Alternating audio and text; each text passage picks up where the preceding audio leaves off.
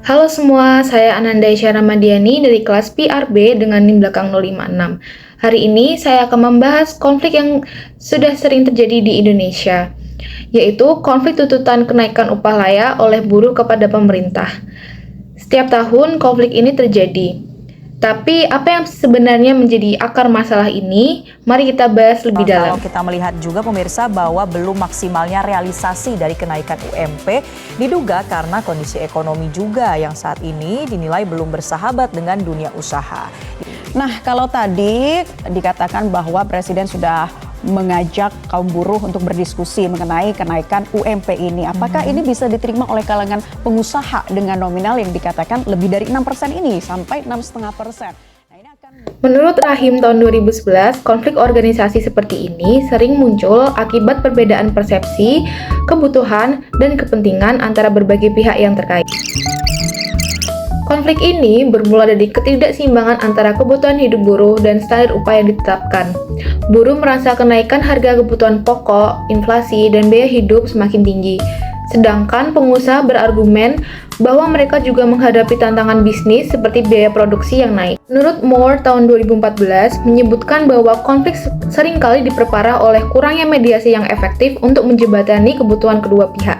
Pihak-pihak yang terlibat dalam konflik ini adalah: yang pertama, buruh yang menuntut kenaikan UMP atau UMK.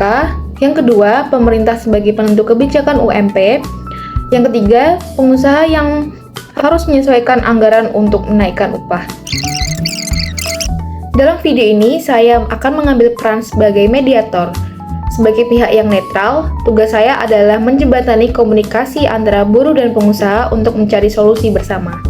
Kita akan menggunakan pendekatan yang diusulkan oleh Fisher et al. Tahun 2011, yaitu interest-based negotiation, untuk memastikan bahwa kebutuhan semua pihak didengar dan dihormati. Kami merasa upah yang diberikan saat ini tidak mencukupi untuk memenuhi kebutuhan hidup kami. Kami menuntut kenaikan minimal 10%. Kami sangat memahami kesulitan buruh, tapi kenaikan upah sebesar itu akan membebani operasional perusahaan. Kami hanya bisa menyanggupi kenaikan 5% saja. Oke, saya memahami keresahan para buruh dan para pengusaha, jadi kita akan menyelesaikan masalah ini dengan win-win solution. Seperti yang dijelaskan oleh Moore tahun 2014, langkah pertama dalam mediasi adalah menciptakan ruang diskusi yang aman untuk semua pihak agar mereka merasa dihargai. Untuk menyelesaikan konflik ini, saya menggunakan pendekatan yang disebutkan Rahim tahun 2019, yaitu negosiasi win-win. Langkah-langkah yang akan dilakukan dalam mediasi kali ini yaitu: yang pertama, identifikasi masalah. Pada tahap ini, penting untuk memahami apa yang menjadi prioritas kedua pihak. Rahim 2019 menyebutkan bahwa konflik tidak akan bisa diselesaikan tanpa pemahaman yang jelas terhadap akar masalahnya. Yang kedua, diskusi terbuka. Menurut Blake dan Mouton tahun 1985, diskusi terbuka memungkinkan semua pihak untuk mengungkapkan kebutuhan mereka tanpa rasa takut. Untuk ini harus dilakukan diskusi seperti yang sudah dilakukan tadi. Yang ketiga, evaluasi pilihan. Kami semua mengevaluasi berbagai solusi. Misalnya, pengusaha dapat memberikan kenaikan 6,5% disertai fasilitas tambahan seperti asuransi kesehatan.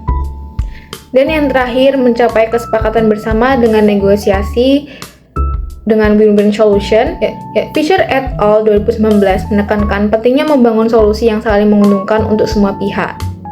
Untuk itu, win-win solution ini adalah pilihan yang tepat untuk masalah yang terjadi antara buruh dan pengusaha terkait permintaan buruh atas kenaikan UMP. Strategi ini memungkinkan semua pihak merasa dihargai dan mendapatkan solusi yang saling menguntungkan.